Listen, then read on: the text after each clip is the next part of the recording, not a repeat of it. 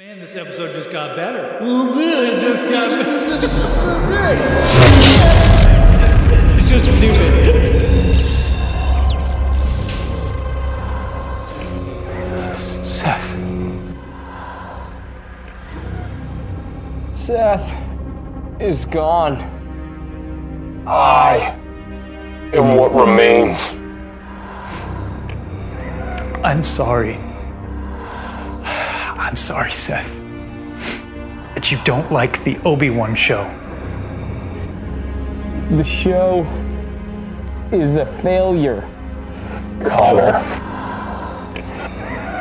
You may like Obi-Wan, but I don't. And I will make sure that it stays in D tier. Then this review is truly over. Goodbye, Darth. Konnor, I'll show you what sucks. That show sucks! It sucks! Gosh, I gotta quit doing that. Well, I'm glad he could join us.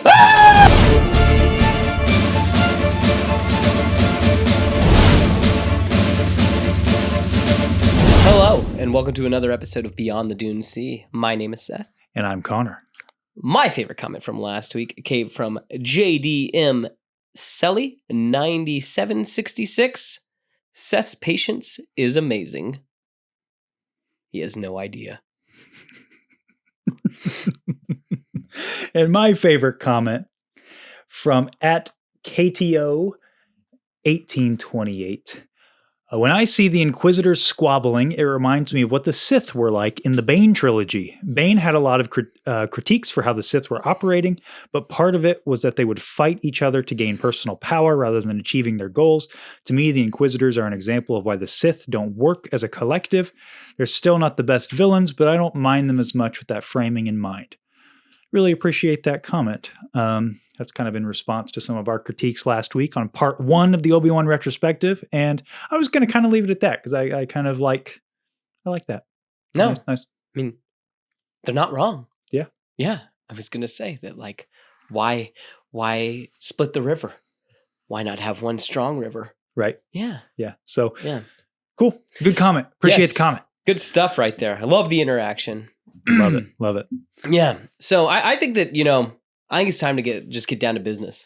I think that we drug our feet too much last episode. Yeah. Yeah. Let's get to it. Let's get to it. Yes. Because this week we're covering episodes 4, 5, and 6 of Obi-Wan Kenobi on our retrospective. It's true. You supposedly hate it. I supposedly love it. I don't know if anything changed last week. I don't know if anything changed this week. We're about to find out. I guess we'll find out. I guess we'll find out. It's true. Hey, before we start though, you mind if I tell you a story real quick? You better make it snappy because the people want. Hey, wanna see it. I'll keep it quick. All right, hope. I hope.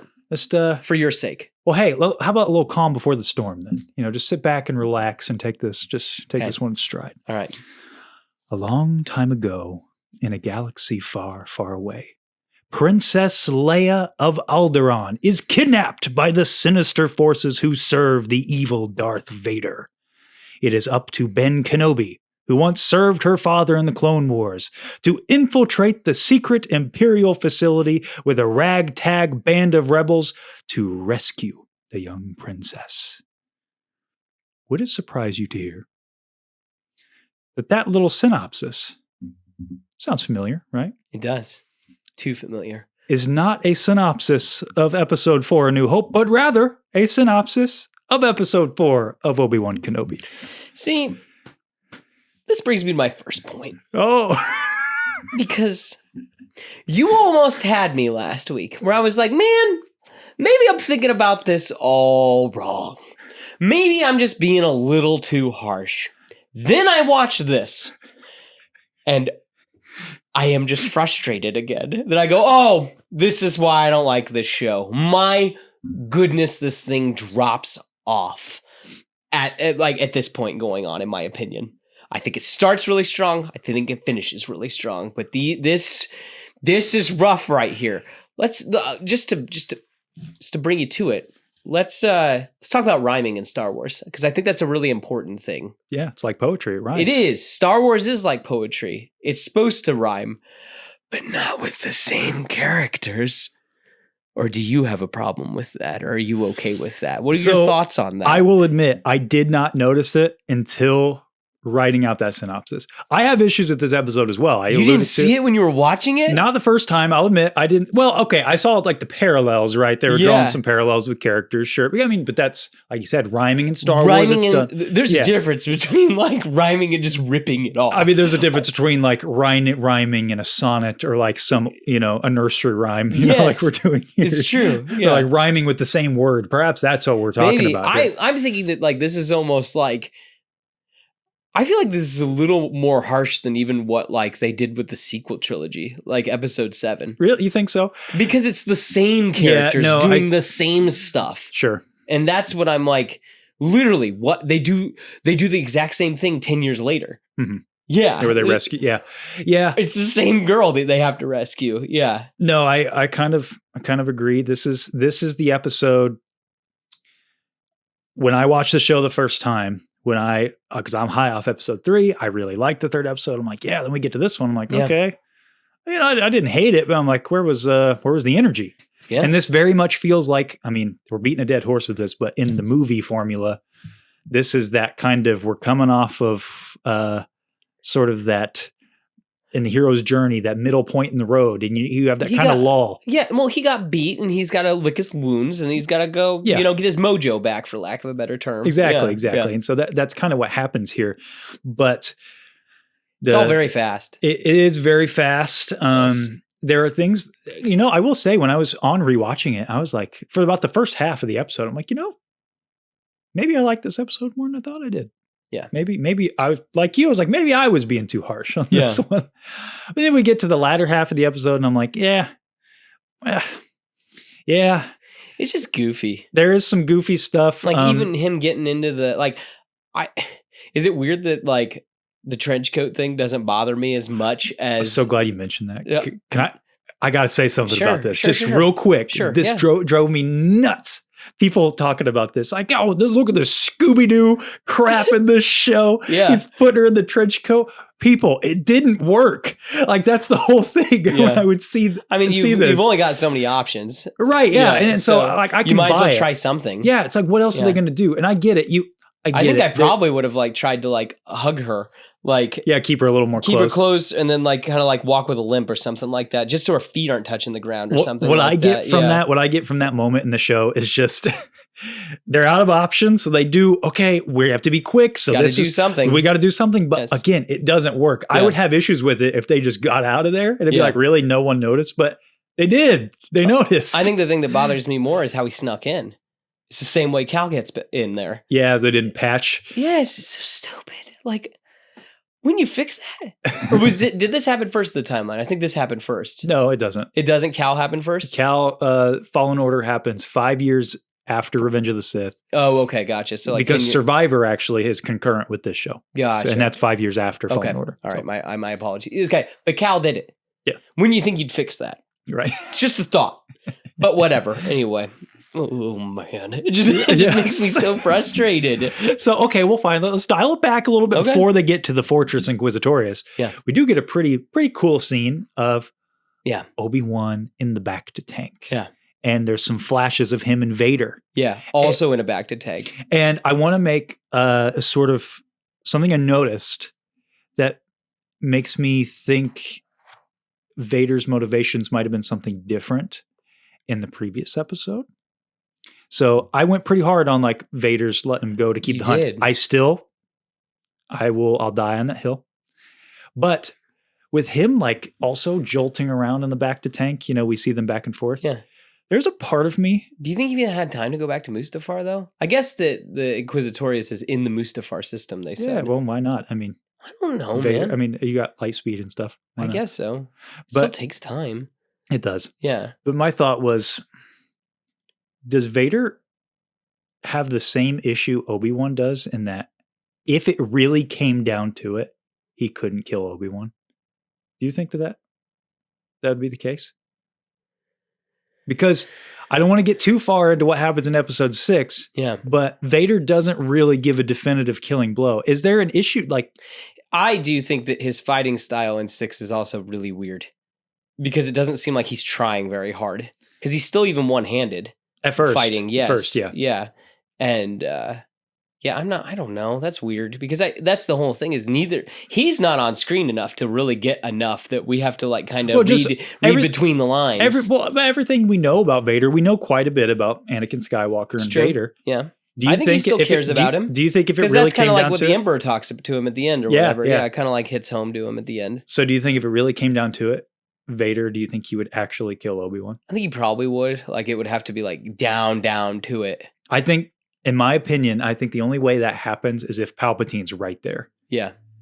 Or something like that. But again, to pull it back to the back to tank, I just thought it was weird that he's struggling as well. Yeah. Like he's also kind of tormented by what just happened. Yeah. And I'm like, why would he be tormented by that? And so it makes me think this is a man in conflict. Yeah. Like Vader is a man who is torn. Yeah. I mean, as Luke says, that's the whole crux of the original trilogy. Sense of conflict in you. Yeah. And so I wonder if it's like, there's a great moment in Rebels, with him and Ahsoka, where you see his eye kind of twitch for a moment when it's almost like he's considering going with her, like for a moment. Yeah.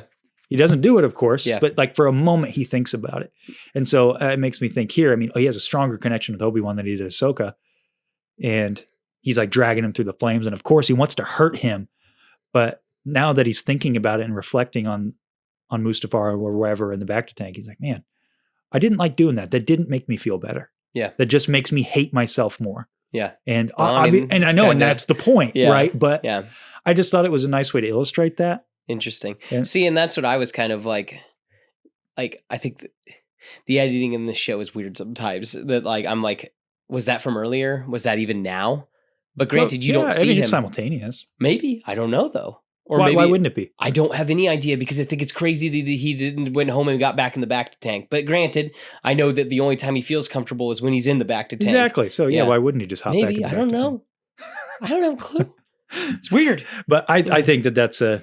Yeah. I got a question for you, though. Okay. Hit me. Who's tougher? Obi-Wan or Boba Fett? We're back to Ezra versus Boba Fett. I'm just curious because Obi-Wan took like maybe a half an hour in there, maybe I don't know. Boba Fett took like 3 episodes in the back to tank. Yeah, but Boba Fett was like fully getting healed. Obi-Wan is still pretty damaged. Hey, this is what I'm saying. So who's tougher? And I wondered about that. Is Obi-Wan like in A New Hope? If he stripped down, does he still have some scars all over his arm? I'm sure he does. It's an interesting thought. Yeah. Like that's still there. Yeah. So, I don't know. It's the scars on the inside that don't heal. Yeah. Yeah, that's the whole thing. What? What are your thoughts? Since I guess now we're basically in the Inquisitor. Oh. No, go ahead. I'm messing with a light, people. Don't worry about me. I gotcha. We're keeping it going. While we're in the Inquisitorius, okay, while we're in the fortress, what are your thoughts on Jedi encased in amber?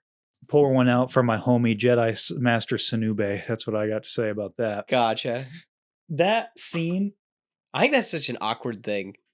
I don't think it's awkward. I think it's I wish that we would have got something about it. I think that the whole point of that scene is to give you it's a tease for a potential. I think when they made the show, they were probably thinking season 2. Yeah. They're sowing threads. This is one of the few times this show feels like a TV show. Yeah. Not a movie. Yeah. They're sowing the seeds. Yeah. So I have zero problems with that. I thought that was the only interesting thing about the episode when I watched it the first time. Yeah. I was like, whoa, okay. Yeah. They don't really go anywhere with it, but Nothing. it's one of those things, right? That it's like in another thing they could do it. And like I said, it's the only time in this, one of the few times in the show, it really feels like a show. Yeah. But it does make me wonder what the heck they're doing. I know. Isn't that a weird thing? It's like, why are they capturing some people and then encasing them? And then why are they killing other people? And like, it's a great question. It's weird. It's a great question we don't have the answer to. Nothing. But that's okay. We don't need the answer to that's everything. True, I guess. That's the intrigue. I guess. It was kind of cool to see a purge trooper though. Yeah, I wish the purge troopers did something. That'd be great. Yeah, I know. Instead, they get Obi-Wan beats them the exact same way Cal Kestis beats everybody by opening up the water and then sealing up an area. Right. Yeah, it's cool, man. It's really, really cool when Star Wars rhymes. See, this is the stuff that I'm on board with you on. Like, this is where we could really jive and like let the hate flow through us. You It's know, like with that. this I don't episode. want it. Like, and that's the sad part is I hope that the people at home, I like this stuff. I just wish it was written better. Like, doesn't it seem lazy? Where it's like, all right, we got to get him there. All right, we got to do this. I stand by, like, this is, again, my whole feeling on this show is just that it was a movie and now it's a TV show. And so they had to spread it out. Yeah, I know that they And had so there to, was a like- lot of, there was Yes. different writers and just, it wasn't cohesive. No, not So at this- all. It the- feels like that they threw a bunch of stuff at a board and hoping that it I don't kind of think it fits- was so much that I can picture like exactly what happened. It was like they sat down in a meeting. They're like, here's Stuart Beatty's screenplay. Okay, great. We have a $90 million budget, which that's wild. We can talk about that later because I know we got a fan question about that. And we got a $90 million budget, and they literally probably had a whiteboard. You know, you see this in writing rooms where they put the acts. Here's act 1, 2, and 3. Yeah. Here's the scenes we can do now. We need to fill in the gaps. Yeah. And they had a bunch of different writers, and it was crunch time. There was a lot of, I mean, it was also, you have to remember, this is COVID was during this time. So I give a little bit of slack on stuff like that. Now I think that limitation should breed creativity. It should. We're a prime example of that. Yeah, I mean, limitation should, but Yeah, no. but it's always in instances like this. It's Yeah. always, you know, the corporate meddling. Yeah. In filmmaking. I mean, Yeah. it happens all the time, unfortunately. But so in this episode, it doesn't so much feel like lazy writing as it does. Okay, we have to fill in these gaps because we talked about it last week. You cut out all of this filler. There's a really good story here, and and what's here is well done. Yeah. Now, again, we can argue with some of the filmmaking choices. I think that it was a lot of them can go down to stylistic, and you may like them, you may not, and that's fine. I don't think they would be considered bad. Yeah. It's just it's not your flavor. It's not my flavor. That's Yeah. fine. But when it comes Everything's to just, this, I feel like the conveniences are just really easy in this. yeah, well, episode. that is what happens when you're trying to spread it out. That's what Yes. happens when you have. 'Cause We need to have get here. to here. We need to get here. We need to get to here. Yeah. We need to get to here. Yeah, And I just feel like it's really apparent in this episode. yeah, no, Like, it a is. lot. It is. Yes. 100%. I'm Yes. with you. It is Yeah. very apparent. All right, let's talk about your favorite character. Oh. First, I'll talk about my actual favorite character because I know what you're getting at. What about our boy getting his mojo back? I don't know, man. I have a question about this. I just feel like it happened so fast. Like, and I think that part of it is because it needed to happen fast. But it's so just here, there, and everywhere that like he's got it, then he doesn't have it. And it's like he kind of has it, and he kind of doesn't. And it's like, oh, now I've just got it. Like in the You sense think that- so? I feel like that, you know. So he stops Leia from Yeah, with falling. the Force, yeah, Yep, sure. he does that. Then he's moving around the little thing, the little comm link. Okay, yeah. And then like he trips the thing in the hallway to make the guards go away. Okay, all right. And then like he shatters the glass, and then too that like I mean he's using the Force with the lightsaber as well. Like I Mhm. mean like it just seems like it is just kind of like back and forth. Like he can use it, he can't use it, he can. There's use never it, an he can't- instance that he can't, though. No, I just wish it was a little more linear. Like it was like, and I get that like you know that size matters not and all that. That like, but still. I actually felt that it was one of the things this episode did well was show us that it wasn't so much.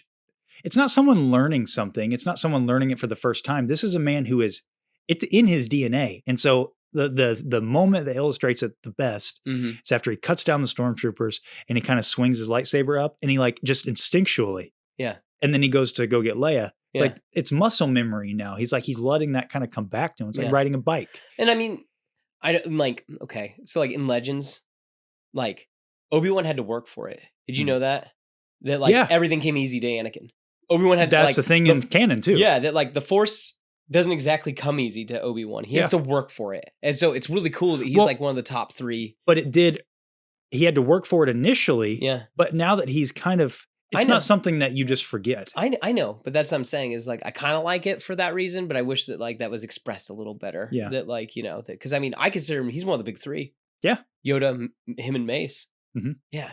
So I don't know. I think that him getting his mojo back, because it starts with it's a very gradual, I think, kind of curve up in my Okay. opinion. You have him catching that's him allowing the Force to move through. to kind of flow through him again. Yeah.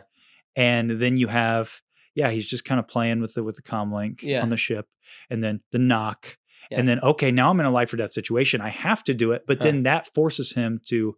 As soon as he gets the stormtroopers, he swings his saber back up here. But he's only in that for a moment, and it's like you can see in his mind, he's like, "Oh shoot, okay, I gotta go back to what I was doing." Yeah, because it's like, "Oh, General Kenobi just he's back for a moment." Came out, and so it's muscle memory in that way. Now, him if shattering the glass.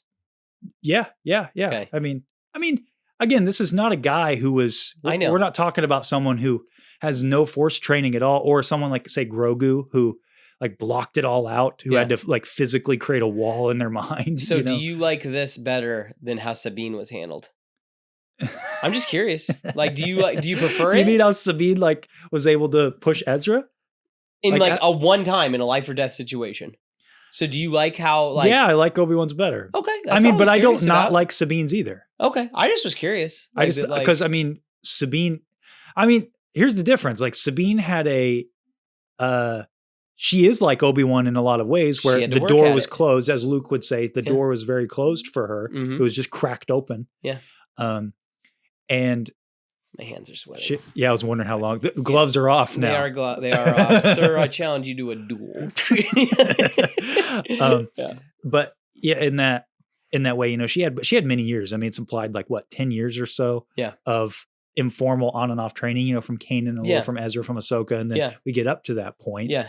And is it believable she does this big force feat at once? I don't know. I mean, maybe.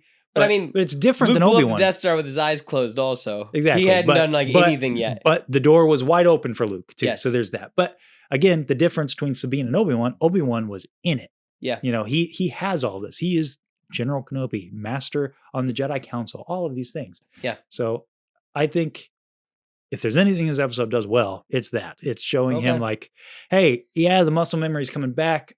I can, as long as I allow myself to give myself back up to the Force. Yeah. I'm good. We can do this. We can get back in the game and I can face Vader. All right. Okay, let's talk about your favorite character. Talk about my favorite character. Yes. My absolute favorite. Yep.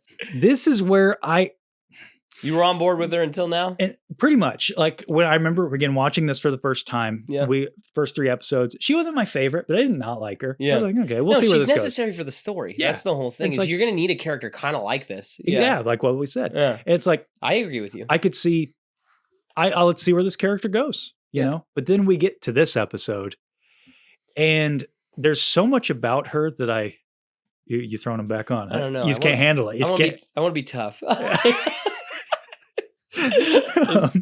So I'm tough. Yeah.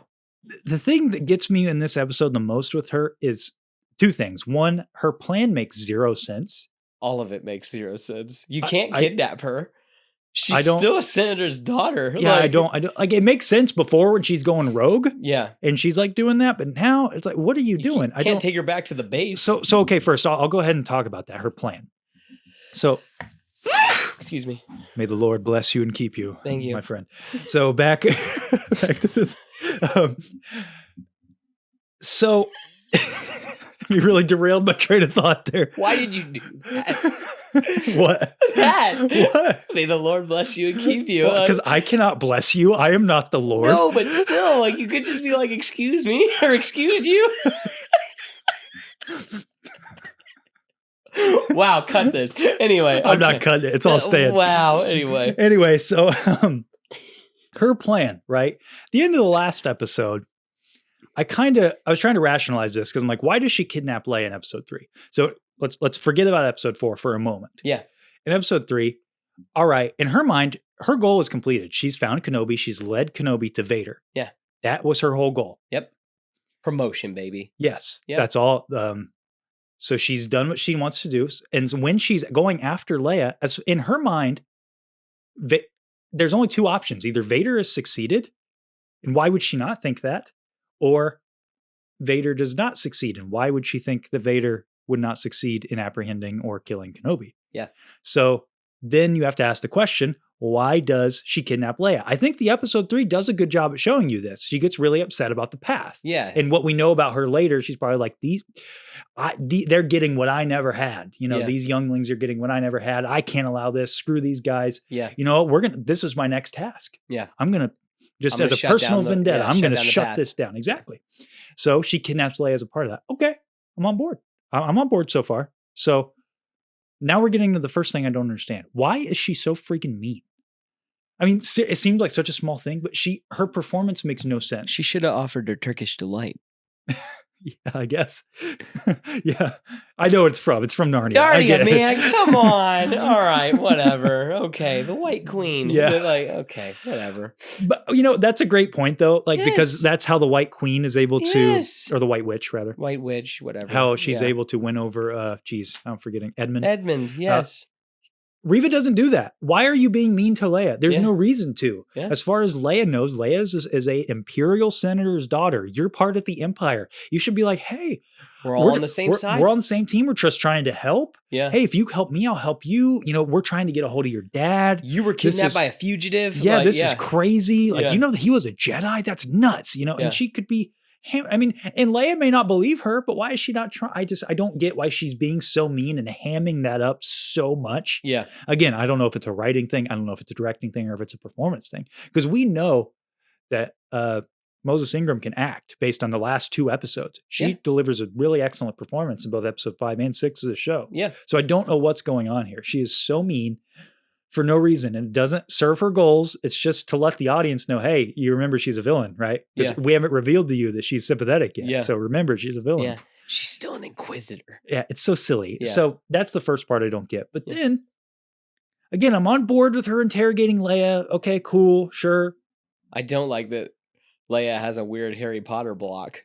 to Oh, that her she can where like hold yes, her off. Hold her own. Yeah. I mean, Leia's force sensitive. Yeah, but I mean, like, she's 10. She's still force sensitive. I guess so. So, I mean, and she's a Skywalker, not just force sensitive. Yeah, but okay. So I don't know. Okay. I don't know. I don't have a problem with that. Sure. But we get into Reva putting the tracker on Lola, which makes no sense to me. Because again, let's track her logic. At this point, She doesn't know Obi-Wan's even there or coming. and let's even give her the benefit of the doubt and say that Vader divulged the info that, hey, Obi-Wan's gone, and so now the Inquisitors know that. Okay. So now your plan is to bring Obi-Wan to Fortress Inquisitorius To let him go. to then let him go so that you can then get him and the path? Okay. But again, if your goal is just to get Obi-Wan. Obi-Wan and so that you can win favor with Vader, why? Yeah. It doesn't It's make weird. it No, doesn't I make agree. any sense. It gets really confusing and all in here. And it also, this stupidity rubs off on Darth Vader. And it makes him look dumb by the end of this because I love his entrance. He comes in, Yeah, he's he's like, choking her. you were warned Yeah. what defeat would bring. Yeah. And he's choking her, but then she's But like, he let him go. yeah, and it is so fast because she's like, oh, I put a tracker on him. And then he's Yeah. like, why didn't you say that? Yeah. No, You and know? then it also makes it seem like that's his, like, 10 years later Yeah. with A New Hope. That's his Oh, play that's where he now. got the Yeah, idea. that's where he got the idea to put it on the Falcon. And I'm just like, no. Yeah. No. It's so silly. And then it makes you wonder what Vader's doing because of this. And it's like, Yeah. I don't understand what the point was I of, agree. All of it. This is so muddy. yeah, this part is the part where I'm like, I don't get it. Yeah. Like, why let them go? Yeah. Well, So let's get out of the mud, shall we? let's get out of the mud. Let's get keep into the moving. good stuff. Let's keep moving. Oh, hey, and the contentions real quick, resume. Real quick. Let's pour one out for Wade. Pour one out for Wade. Pour one out for Wade. I remember those memes. So stupid. Anyway, it's dumb too. The snow speeders coming in. It's like they should have wrecked way sooner. But Yep. whatever. Dude, they're flying in there, and then like Yeah. there's nowhere to go, and they Yeah, somehow just, just. like, skid on there. Yeah, so dumb. Whatever. Episode 5. Episode Hit 5. me with it. Obi-Wan Kenobi buys time for the path to escape the Empire and Darth Vader while he and Vader are haunted by a specific moment in Anakin's training that they both believe will give them a clue to victory. Meanwhile, we learn Reva's true motivations are to hunt Vader as vengeance for murdering her friends during Order 66 while she was a youngling. Riveting. I think so. I like this episode a lot.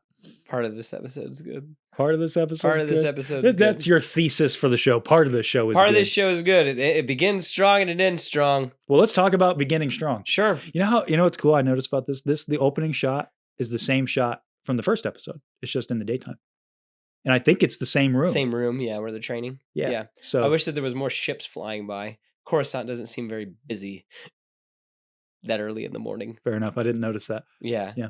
I mean, Maybe Coruscant always everybody's sends, asleep. The Jedi get up early. it's pretty light out.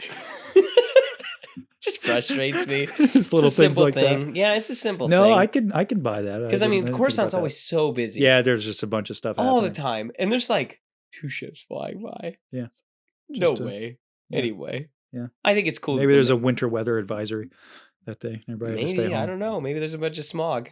Yeah, there you go. I They don't just know. everybody had to stay home. Maybe. Yeah. How about you don't presume about the people of Coruscant? Maybe they had legitimate reasons not to be flying around. I shouldn't. Yeah. I shouldn't overtake, or I shouldn't overstep my boundaries. So this flashback though, It's pretty cool. it is pretty cool. Wish This they would was have deep faked a little bit, but it's okay. oh my gosh, What? deep fit. He looks like he's you're might- darned if you do, you're darned if you don't. I mean, a little bit. A little bit goes a long way. I think it's Just fine. a little bit of the crow's feet, just to help. I kind of like the idea that because they're both remembering it, they're like impressioning their current age on them. Oh, shut up! It's a fun. I mean, You and the headcanon for this show. No, that's not a headcanon thing. Listen. People didn't deep fake him in this, and I remember there's a YouTuber really like Cosmonaut Variety Hour. He was like, Yeah. "Oh, and I got to see Marcus? elderly Anakin Yeah. come out." Like, shut up, elderly Anakin. I love Marcus, by the way. Yeah. It's just like, oh, come on. Yeah. But then you have Ahsoka episode 4, and you have people like, man, he looks real weird, doesn't he? Look Only at for moments. Look at smooth faced Anakin. And I'm like, Doesn't look what do that- you want? What do you want? Do you want them to deep fake? Do you want them to just recast Anakin? Is that what you want? No, that's not what we No, want. it So was deal really- with it. It was really cool that the man came back. It is cool. Yes. Can we not just be happy that he came back and stop splitting hairs? Okay. He even did the move. He did the move. He did do the move. It's pretty He did a cool. little spin. Does a little backspin. The little Obi-Annie is what they Little call Obi-Annie, it. yeah. The Obi-Annie. It's cool. It's sick. The thing I really like about this flashback is that it's both Anakin and Obi-Wan remembering it. So when it opens, you kind of think, oh, Obi-Wan's thinking about this. But no, it's Vader first. He's Yeah. the one thinking about it. Yeah. So I really like, that's a really cool way to do a flashback. Yes. I can't think of another show or movie that's done that, where it's like both characters are thinking about the same thing simultaneously and gleaning different things from it. So I can't. Yes. I'm sure it's out there. I was gonna doesn't. say, I think Buffy or Angel, one of those two does it. Okay. But Or yeah, Wild. Yeah. Okay. I know sure. you haven't watched it. No, I'm not a Joss Whedon fan. So A couple seasons that are worth your time. That's all sure. I'm So there's saying. some Joss Whedon fans out there and be like, unsub. I like that first Avengers film. We can talk about that another day. Sure, I do okay, too. Sort yeah. of. Sort of. No, I do too. Jeez. Anyway. No, I do too. That's what I was gonna say. That's what started. It just it looks all. like a TV movie. So what? Looks like a made for TV movie. It aged well, like fine wine. It's good still. Yeah. But it's carried by everything but the direction, in my opinion. It's carried by the characters and the writing and everything else. Anyway. I know I'm going to get some comments for that one, but I Wow. guess speak my truth, as they say. Gotcha. Okay. Well, it is pretty cool that neither of them have really missed a step, like within their lightsaber fighting and stuff like that. Yeah. So You know, a weird thing though. What's up with Obi-Wan's emitter on his lightsaber? It's just got that tiny hole in it. Isn't that weird? I didn't even notice it. I've always thought that was weird. What, Since in I the first watched top? it. Yeah, it's like a tiny hole. It's Huh. not like a big emitter, just a Yeah. tiny like little pinhole for the lights. Really? Is that because they're training sabers? Is that why? Maybe. Do you don't think they could actually hurt each other with them? No. Well, because we know that that's a thing. Like you kind of twist a knob or something, and then they're like batons, basically. I don't know. But if you look, as soon as Obi-Wan holds his lightsaber up, Yeah. it's like a reflective surface on the top of the tiny hole. Huh. It's weird. May have just been a stunt one that you accidentally they caught one. You know what I Maybe. mean? Like an actual stunt one. Maybe. I don't Yeah. know. I've always thought that was weird. Hmm. But Didn't notice it. yeah. Wow. Surprised you've been like writing down all the like, man, this ship in the background, it Hey. doesn't work for me. Hey. This is why the show sucks. I'm Hey. surprised you didn't pull this one out. No. All right. There's a difference between like when you always see the planet and then Obi-Wan's emitter. Yeah. There's a difference. All right. Okay. All right. Let's just Back to the cool. flashback. It's cool. It's cool. They're They slapping fight. each They do other their thing. around. Yes. But what I like is that it keeps coming back. It's like it's Yeah. used the entire episode as a It's the storytelling theme of device. it. Yeah, and because like flashbacks don't happen in Star Wars. We've talked about that before. Not typically. Yeah. Not typically, but I thought this was done well. Yeah. Yes. Very well. And it wasn't, again, I think when you're getting to flashback territory, you're getting dangerously close to bad fan service. It's true. Not so in this. Not Yes, so. I thought think it worked that for the story it did. because I think the overall idea of this story, which I do like it, is that, there are alternatives to fighting. Mhm. And which, pretty famous line from Obi-Wan in episode 4. So Yeah. it's like maybe this is where he's like getting those ideas to Yeah. begin that. Yeah. So Yeah. pretty cool. I like Mhm. that. I mean, your need for victory, Anakin, it blinds you. I mean, that is the core message for Anakin Skywalker's character, Darth Vader's character in this show. Yeah. His need for victory blinds him continuously in this show. Yeah. All the way up to the last episode. Yeah. We talked about it last episode, my whole thesis for it. His need for victory blinds him to let him, because he's like, I got to have the hunt, and he lets Obi-Wan go. And then the next episode, he can't, his hubris, he's like, yeah, this is fine. It'll do. Yeah. I buried him. He can't get out of there.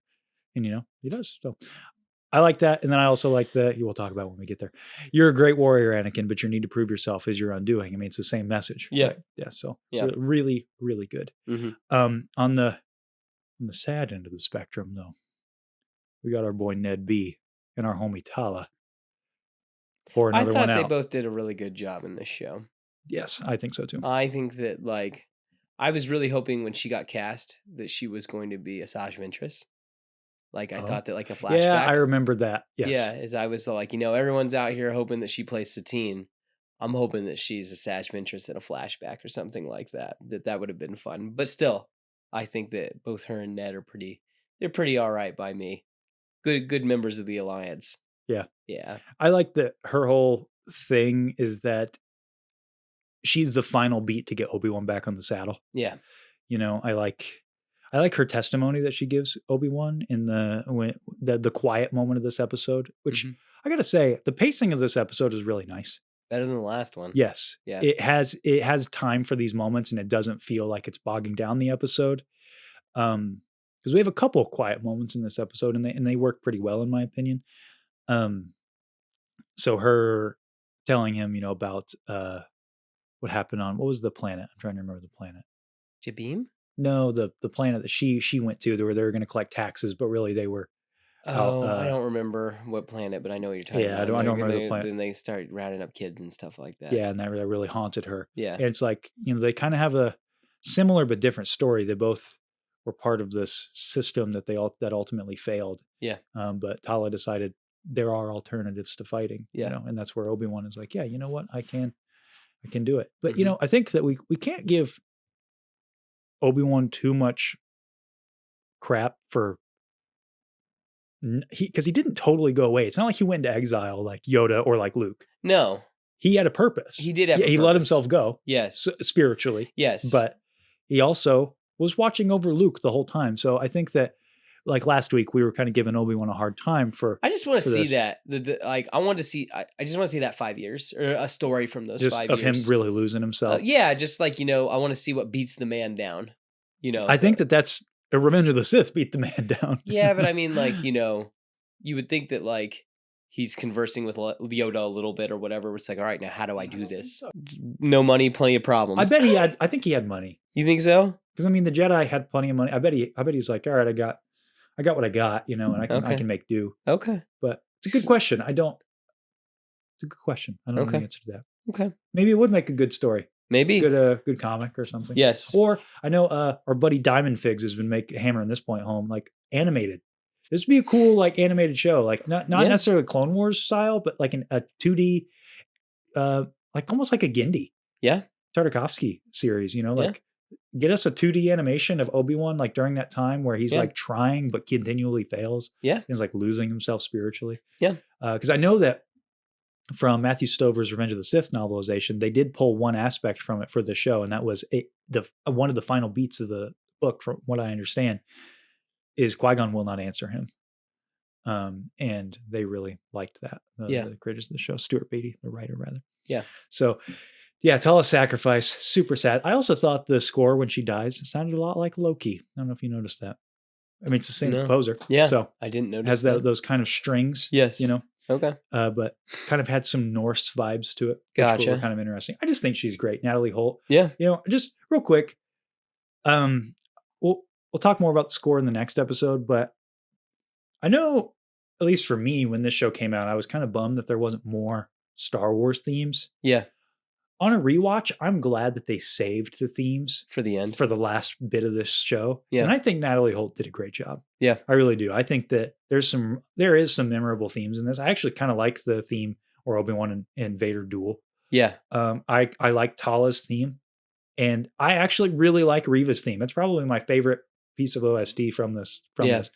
I think it's really cool. It sounds like it's in the same same CD as the Imperial March. You know, it sounds like it's kind of in that same vein. Yeah. Mm-hmm. So I don't know. I think that she hasn't gotten a lot of credit for her work on this show. I just think she did a good job. Okay. Okay. So I guess we're on Jabeam now, right? Basically, where we're at in our talks or whatever. Yeah, we're on Jabeam. We're on Jabeam. I can't handle anything involving a door. Involving a door. Yeah, Nothing. You said this last week. Everything. Watched for it. Yeah. And did it bother you? No. No, it didn't bother you at all. I watched for it. I was like, okay, what's that? Because I was like, hey, I'm going to give him the benefit of the doubt. Yeah. He's bringing up some good points. Let me watch it. Anything involving a door. So the main one I'm guessing you're getting at is when Reva hits the light, cuts the door open. Yep. All right. Yeah. So that's just force push the door or the rest of the door open. Well, just do it. what I get from that Just moment, do it. I watched for it. Yeah. They do weaken the door quite a bit first. My whole thing is, this is it. You remember watching Phantom Menace and Qui-Gon Jinn sticking it, that like is burned into my head. Like, how cool is that? These things work like that because they'd never really been used like that before. Mm-hmm. So now the thing's not just a weapon; it's a multi-tool. Right. Yeah. But you remember in Phantom Menace how long he had to do that. Doesn't matter. They got all the time in the world. But he was breaking down the controls of it too. Yeah, it's true. What I got from that scene is A, they've broken down the door enough for her to be able to cut it down. B, maybe she just didn't think of that yet. Maybe. I just feel like if I got giant hot stick and I'm the I need to be, but again, if I know he's right there. Yeah. Yeah. Well, but she's talking to him first because there is part of her that does want to talk to him. Yes, it's true. And she does get upset enough, so she's like, screw it, we're doing this. And then two, later when he decides to surrender himself, he just comes out of a door. After the thermal detonator exploded, they just run back to a door and shuts it. And she pulls them all back. When Tala blows up her thermal detonator, they go running, they just shut a door. And then Reva pulls them all back. Uh-huh. And then he just comes out of a door.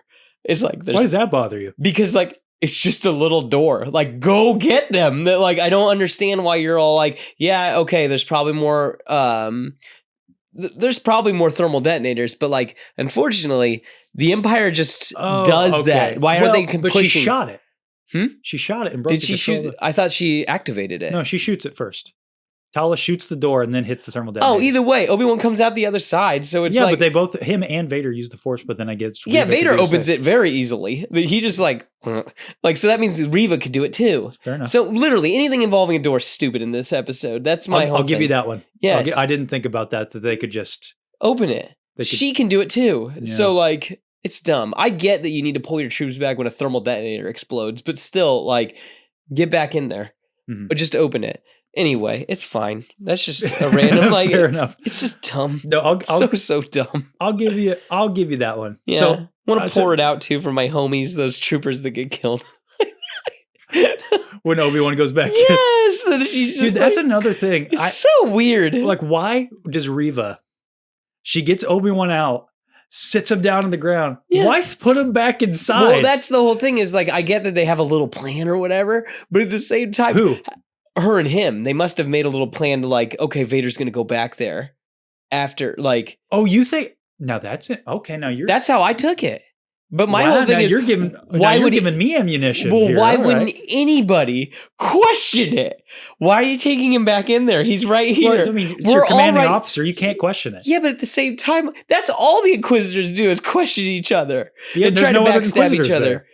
It's just Reva. I would think that there's probably some gumshoe out there. Dude, you can't. And you're telling me the stormtrooper? No way. There's a purge trooper there. There is, but he's not asking any questions. He might be. Hold on, let's go back to that. That's a good point.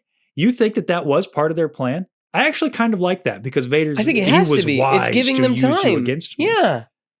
She's buying him time or buying them time. You think that Obi-Wan convinces her? Yeah. How's it not? She attacks him in the end. She attacks Vader in the end. Yeah, but selfishly. But you think that she... In my mind, the way I interpreted it was she puts Kenobi there, right? Kenobi's like, hey, let's do this together. And she's like, what makes you think he won't see it coming? All he'll see is me. So what you're saying is she is on board with that plan. Yeah. Lets Kenobi go in there. Vader's going to go after them. And then she gets him from behind because his back is to her now. Because now Kenobi's in front of him. Well, man, this episode just got better. Oh, man. It just got better. This episode's so good. This is so bad. It's just stupid. This is something I had a problem with, but now you're convinced me. I don't know. I kind of like that. Stupid. I kind of like The show is so stupid. Here you are making arguments for it. You're stupid. You're stupid. Hey, with the ad hominems, let's reel it back. What's the matter with you? So hey, while we're on Reva though. Sure. This pulled me back into the Reva camp a little bit. This episode? Yes. Okay. Because like I told you last episode, I was like, screw her, she kind of sucks. Yeah. And I had the same reaction I watched it the first time. Her reveal of, look, I saw it coming. Everybody saw it coming. She was a youngling, all this stuff. I liked how they approached it because I like that the first thing Obi-Wan says is like, hey, how did you know that Anakin was Vader? I like that they answered that question that the audience had. Good on you for doing that. I like that. I also like her performance is pretty good there. When she's not just being mean and yelling, I think she does a really good job. Yeah. And they let her actually emote. Yeah, she's really convincing with the, man, I just hide among the bodies till they went cold. Yeah. I'm on board with that whole premise. And then again, I actually kind of like what you just said. I was kind of joking about it a minute ago, but I kind of like that. By the way, I don't think you're stupid. I know that. I'm just it's okay. Being funny. I know. It's okay. I'm just letting you know. Okay. Yeah. So, anyhow, so when she does go to fight Vader, I was real worried when I watched this the first time. Yeah. Because I was like, if she beats him, I thought that I didn't think that she would beat him. I just thought she was going to hold her own a little bit. Yeah. Love or hate this show, man. This is my favorite fight from the show. I'll be honest. I think it's better than the two Anakin or Vader versus Obi-Wan fights. He doesn't even have to do anything. He doesn't. Yeah, he's just and I think that's a cooler display of the Force than him ripping things off of stuff or picking people up. Like him just being able to move you around, and then the shutting lightsabers and stuff like that. And then that whole.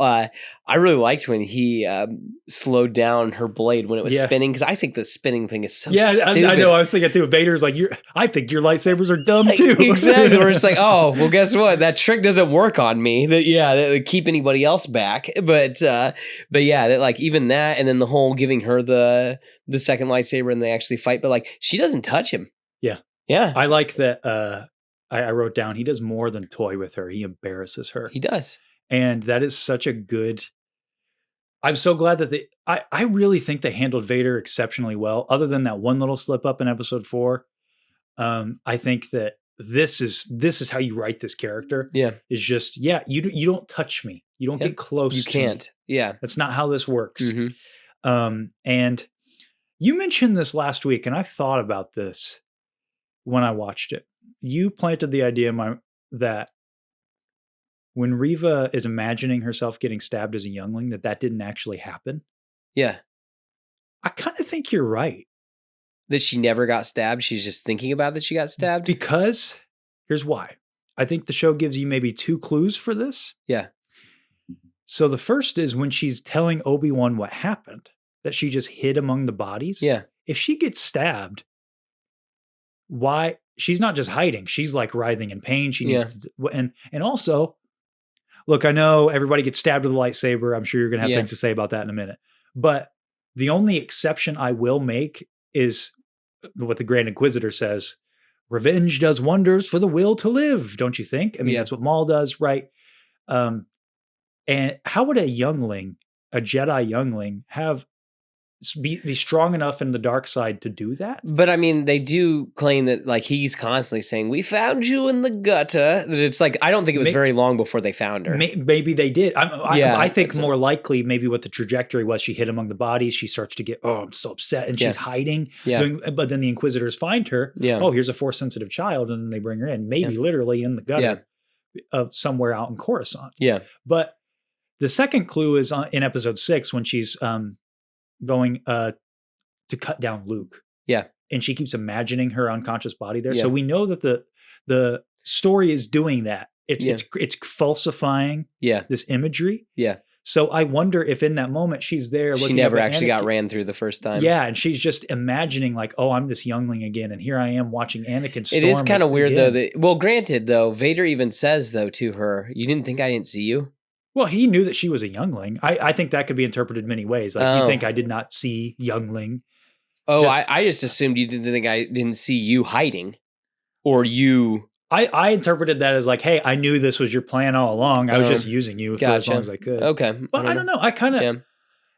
It doesn't, like, her getting stabbed twice doesn't make a lot of sense to me when you start doing that. Because it's like, no way that you could survive that twice. Yeah. I don't know. I am with you. It's an overused thing. Like I don't really even like now it. It's a problem. Like I hated it in Ahsoka. They always get away with like a tiny little like but because with like they get Sabine medical attention right away. Right. Have you seen the one guy that's editing it? You heard about that? Yeah. He makes her lose a hand. Oh really? Which is kind of cool because like then she just wears a glove for the rest of the episode, or like she just has like Luke's hand where like you can't tell. But it's like. It's just a little different. And it's like... No, I agree. I don't hate that. Like, that's kind of cool because that would have ended the fight if she lost her hand. But anyway, sorry. I don't love that that's a thing that happens all the time either. It is an overused thing. But you mentioned that last week and I was watching for it. I'm like,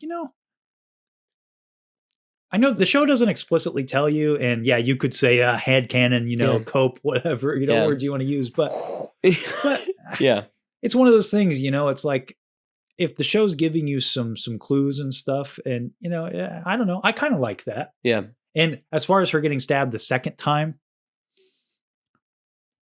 she's not just fine afterward. If she was just fine, I'd be like, no. But she's like really struggling in the next episode. But I mean, she's still doing quite a bit of work with still struggling. But revenge does wonders for the will to live. Yes, there are. Hello. Hello there. I remember all the memes of that when this episode came out.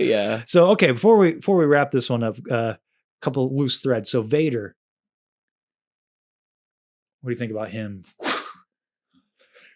I mean, it's cool. I just think that like that shot is really silly of the other one leaving because it's just it just takes off. Now, do you have a problem with the fact that he doesn't pull down the second ship? Kind of a little bit. I wish that they would have like shot him or something like that. That like I don't know that like because is it Roken? Is that his name? I really wish he had more to do. Like I would have liked if like the huge gun shoots like I don't know shoots something at him just to distract him just momentarily. Enough. Yes, or something like that. That like because or like it's some because he doesn't stop the Falcon in episode 5 from leaving. But I mean it's taking off at that point. He can't. I don't think that he could really stop it at that point when he's finally walking up to it. It's just that like it was just sitting there like.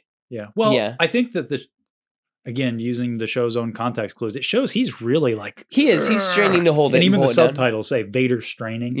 So by the time he pulls it down, he's like used... It's what Obi-Wan says, your need for victory, Anakin, it blinds you. Like he has used all of his might. Yes, to rip it all to pieces. So now he needs to take a breath. And that breath is all they needed. And that's what Obi-Wan was counting on. The only reason I asked, because I remember, again, when this aired, that was... Why didn't Vader just rip down the second one? Again, like he did the first one? My thought. I wish I would have just give Roken something. Let him shoot some rocks above him or something, so he's distracted holding the rocks up or something like that. That like just something. Yeah, while we're rhyming, why not just have something fall on him like in Rebels? So that's a sick shot. Anything. I was gonna say. I think that's a great way to stop Darth Vader is having things fall on him. So this episode ends with I think a really fun beat with a caveat. So the comm link, right? Yeah.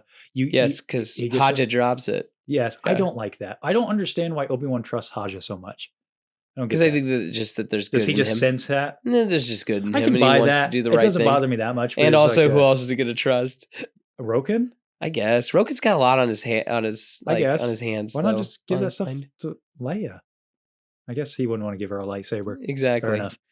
But anyway, so he contacts Bail, or Bail contacts him rather. Yes, and, and that does answer my gripe earlier, where it's like we agreed no talking, Hmm. because my gripe in the third episode was like, why not just contact Bail and like get yourself off the planet, go hide out.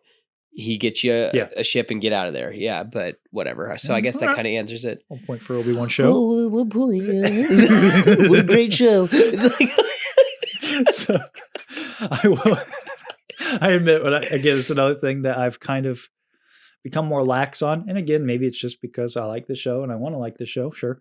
But I don't mind it as much. It is a little convenient. Like, it's just, he says just the right amount of words to tip off Reva. But I don't like that. It's fine. It doesn't bother me. It's just one of those storytelling things. Like, it could have been done. Happen. Yeah. It could have been done better. Yeah. But it also doesn't bother me. It gets you from point A to point B. Yeah. Fine. The final beat, though, on Tatooine, with Luke sleeping, where it sees Luke sleeping. Yeah. I do like this a lot. I like that it pulls us back to the twins. Yeah. Like, it's not just Leia, it is also Luke. Because in the beginning, it's like, it's not just Luke, it's Leia. But now you're like, but you can't forget about him either. Yeah. But it does suffer from a bit of a prequel problem where, like, all tension is gone because you're like, what do you mean? He's going to be fine. And again, I hate to keep bringing it up, but I remember the memes at the time. It's like, are they going to kill Luke Skywalker in the finale? This is crazy. Yeah.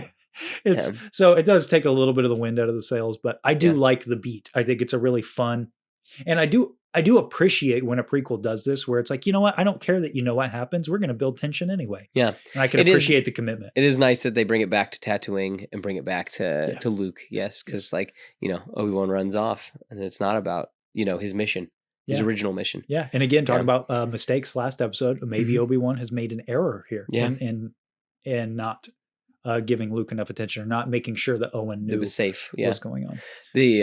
Lola's the MVP. That's the last thing I'll say. Because apparently she also is controller of all doors. Yeah, controller of all doors. Yeah. All doors. Well, I mean, again, I told you, anything involving a door on this episode, I hate it. So cut out all doors. It's 10 out of 10. It is.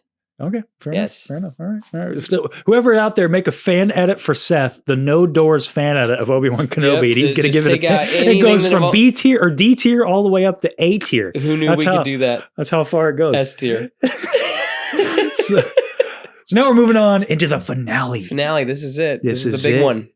This is what they tried to sell us on. Obi-Wan and Vader have the rematch of the century, while Reva Scavander hunts Luke Skywalker on Tatooine.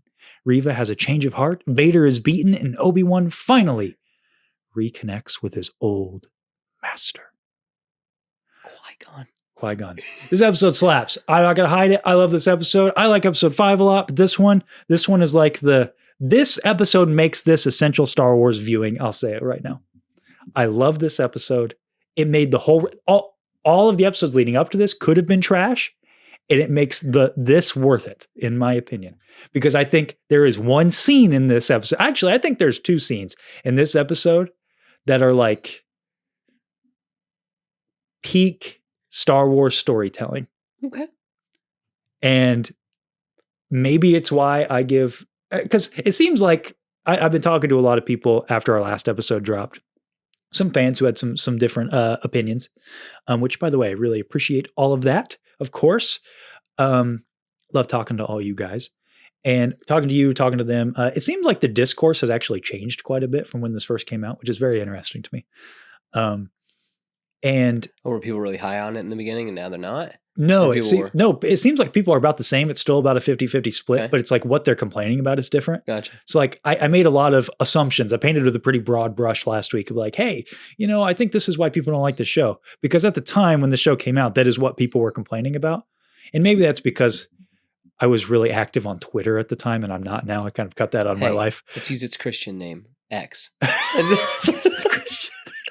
Gosh dang it. Excuse me, on X. It was Twitter at the time. Yeah. So It's funny how you get in echo chambers, though, about well- to get on a soapbox for like a second. But it is weird how Yeah. like the internet is a bunch of echo chambers, and you can get Right. stuck in one, and it seems like everybody's talking about this thing, and it's like I never heard any of that. Right. You know, it's really well, weird. that's what's cool about, I mean, doing this, you know, I'm hearing a lot of different opinions that I've never heard Mhm. otherwise. And so anyway, what I was getting at was, it seems like a lot of people, everybody, including me, recognizes there are problems in this show, but there are some people on one side of the fence, the side I'm on, that say the problems don't take away from how good the good moments are. But then there's people I think are on your side of the fence who are like, no, the bad really detracts from Just the good starts stuff. whittling away. Yeah, at it. exactly. Yeah. Starts whittling away at it. Yeah. I think that's an interesting dichotomy because it seems like we all agree on the fundamental premise. Like there's some high highs, there's some peaks, there's some valleys. Yeah. You know? But I don't know. I'm going to ask you a question in the end, and I already know what you're going to say, but I do want to ask the audience. Okay. That like, but we can get to it like after the fight. How Okay. about that? Yeah, Okay. after we Okay. talk So about the fight. episode Yeah. 6. Yeah. So let's just get right into the nitty gritty. The rematch of the century. That's what the show was billed as. The rematch of the century. Yes. I'll be honest. I think it was unwise to call it that. It's dumb. Like all they were trying to do was just like Just get appeal butts to and seats. just appeal to our nerd hearts. That's Yeah. all it was supposed to do. And I think it's silly that Because overall, I mean, I do really like this fight. This fight should never in any universe been better than the Mustafar fight. no, It should not have been better than that. But I do like the general idea of this is that it gets both Obi-Wan and Vader past this. For Vader for worse, for Obi-Wan for better. It gets them past this moment. So I like the storytelling device of this fight. As far as the actual fight itself, I think it's pretty good. I think the only thing that I really got a gripe with, I wish that the setting was different, and I wish that it's ugly. that the score was a little bit more. Like talking about Natalie Holt, she does a great job. I like the chorus and stuff. I do It's like very- the opening of this episode with the it sounds like the asteroid or the chase from Empire. Yes, I wrote that down. It's that. And you know, we argued about this in the tier list, but I think it's even more apparent. Like this is the point. Vader is the Grand Inquisitor is like, hey, we need to keep going after the rebels, and he's Yeah. like, no, Kenobi is all that Yeah. matters. And my whole thing though too is like what I wanted to argue at the time because people were calling me out on this. Yeah, but you know, I don't fight on the internet. I just fight with you.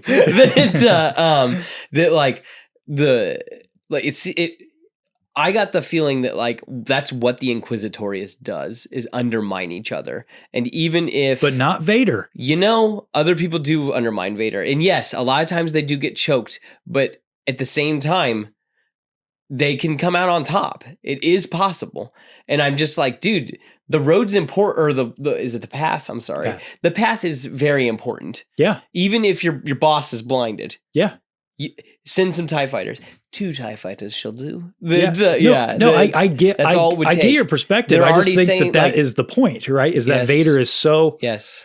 and that is Kenobi's point too. He understands. And Yeah. I actually, because I remembered our conversation, I gave it some more thought when I was watching. I think Mhm. what happens is just the trajectory of this is Obi-Wan veers off, so does the Star Destroyer, and Roken mentions that they just need a little bit more time to fix the hyperdrive. Try to figure it out. Yeah. So I think that they just beam off pretty much right away. But I wonder if when Vader lands, the Star Destroyer is like, okay, after Vader lands, then the Grand Inquisitor is like, hey, his shuttle has light speed capabilities.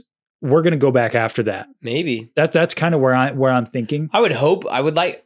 because you don't see the Star There- Destroyer. You know, so like I guess I've never really talked about this before, but there's a lot of times one extra line of dialogue fixes a lot of my problems with things, Mhm. and this is like a major one. but a lot can also be inferred. Show don't I tell, guess, right? I And I mean, guess, they do but I show agree, that there you is don't no see- You You Star don't Destroyer. see it. You do not see it because you would think that you just blow up that ship leaving the Yeah. planet. Yeah. So to me, what happens off screen is the Grand Inquisitor is like, hey, we need to do this. Vader's Yeah. like, screw you. He leaves. And then the Grand Inquisitor is like, hey, We're doing this. let's go figure this out while Vader's down there doing his thing. Okay. All right. That's kind of my thought. So Okay. back to the rematch of the century. Yeah.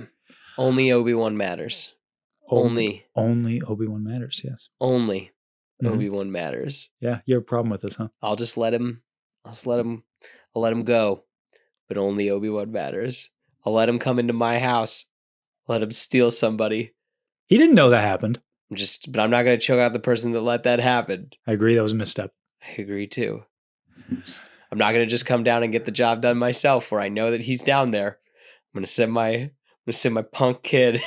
He's like just getting it prepped, but he's ready. He's like, all right, I'm going to go bring Kenobi in myself. Exactly. Yeah. He's going to let them do the dirty work, and then he's going to come in. He should just come in. Look, again, we talked about this last week. The character flaws are not writing flaws. He's making mistakes. I guess so. Still, after 10 years, still making playing mistakes. Just because he's blinded by Obi-Wan. I think that, we see in the comics, right, when he's going after just your everyday. Yeah, I know. He's awesome. And that's what's frustrating is like he's a very different character than what you read. Is that frustrating, or is it part of his character where it's like this guy it weighs on his mind? Even what Palpatine says at the end, he's like, are your feelings clear on this? Yeah. It really muddies Vader's thinking. Yeah, it just doesn't make it very fun. If you just know that, and I get it. We know where these characters end up. Mm-hmm. So that's the other frustration, of a prequel. You know what I mean? What I really like, though, is that when we see Vader next, we talked about this last week, he's learned from it. He's a lot more calculated. He's like, I'm not going to let Kenobi go this time. Yeah. I'm kind of here to do my thing. I am going to strike you down. Yeah. I've let you go. Yeah. You're not even a thought in my mind anymore. Yeah. And of course, just because we're talking about the OT and the connection to this, another thing that I like that this show does is the moment on the bridge in Endor in Return of the Jedi. Obi-Wan once thought as you do. That's a little bit of context to that. Yeah. Otherwise, all we have is Revenge of the Sith. And yeah, you can imply that that's what he's talking about. But I do like that because of this show and this interaction, Vader's kind of remembering that, a lot of people have cared about me over the years. Ahsoka cared about him too. Yeah. He's like, but I'm just too far gone. I can't fix this. I've always that. It's one. That's what makes Luke important. Exactly. And that's what has always struck me about. That's one of my favorite scenes in all of Star Wars is that scene on Endor. Yeah. Because you can just tell Vader, there's so much conveyed in so little. I really like it.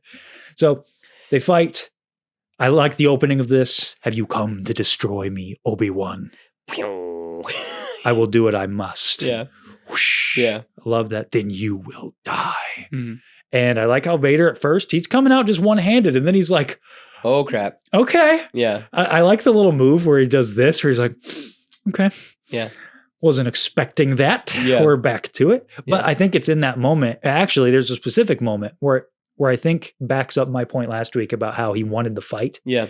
Your strength has returned, but the weakness remained. He's the Rock. Yeah. And I think that's him being like, this is the fight that I wanted, but I'm still stronger than you. Yeah. So now I know that I can beat you at your peak. Yeah. This is good. And then he just schools him at that point. Yeah. He's throwing rocks at him. He's punching him in the face. Yeah. I by the way, that is one thing I got to give credit where credit's due here.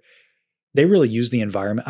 I'm a sucker for when they use the environment in fights like this. Gotcha. And throwing rocks, punching. It's not just lightsaber on lightsaber action. I mean, it's a brawl. It's not an elegant fight. Yeah. It's cool. They're fighting dirty. And I like, he buries him. Yeah. I hate that. You hate that? Yeah. Why do you hate Kill him.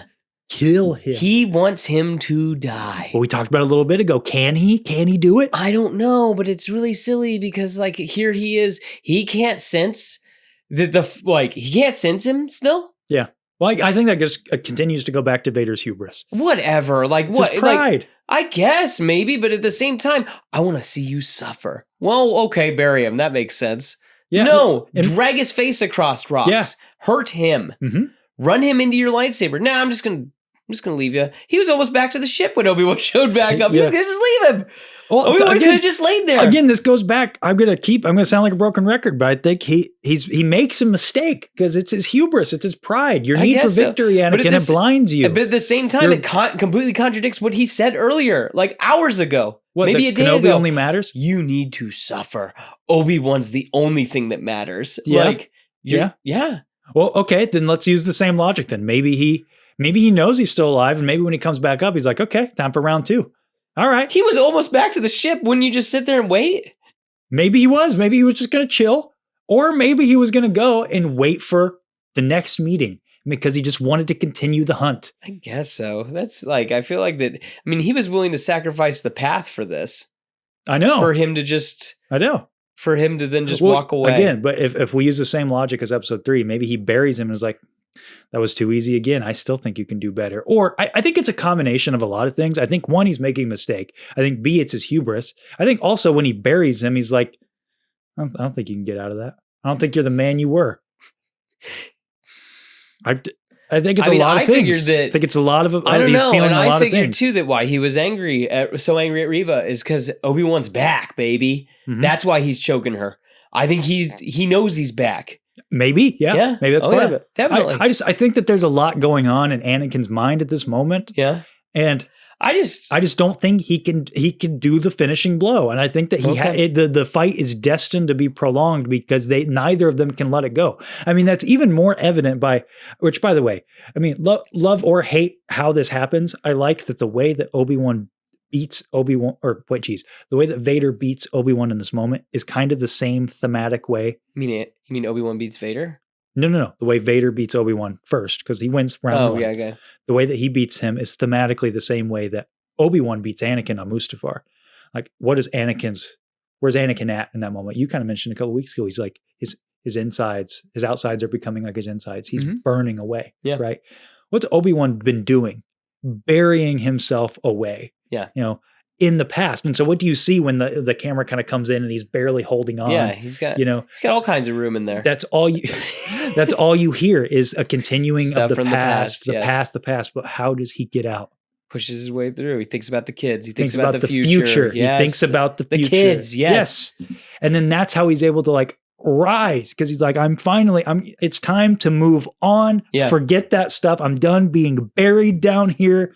I'm done doing this. I'm going to push it all out and become that wizard beyond the Dune Sea. Okay. That's what he's doing. And then it gets,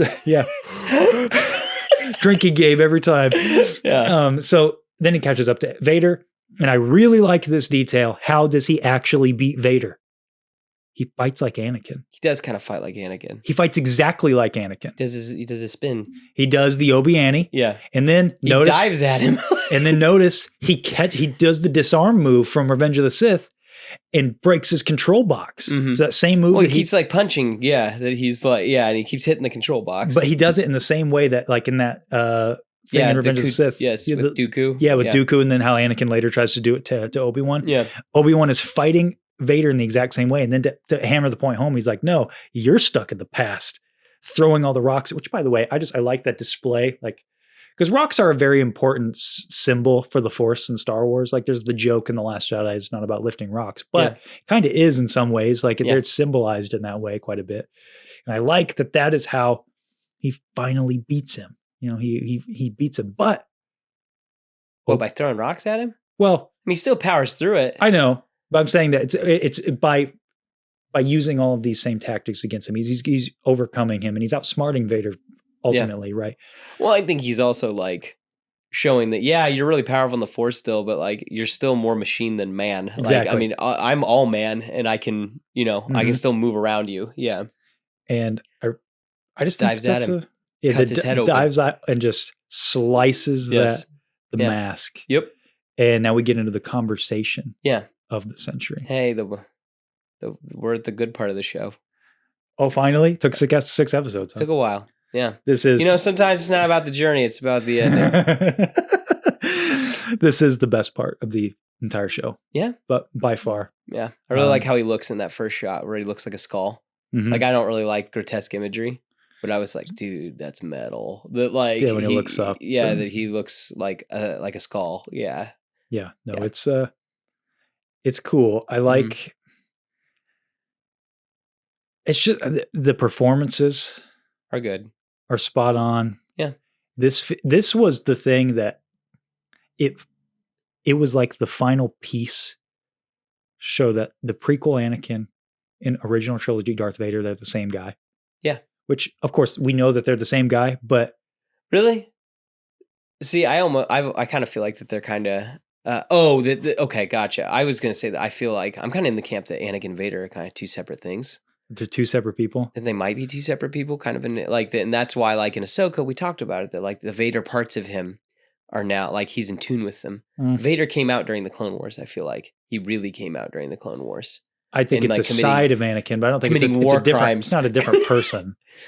No, but that's what I'm saying. Like maybe not a completely different person, but like that thing that he can tap into. Yeah.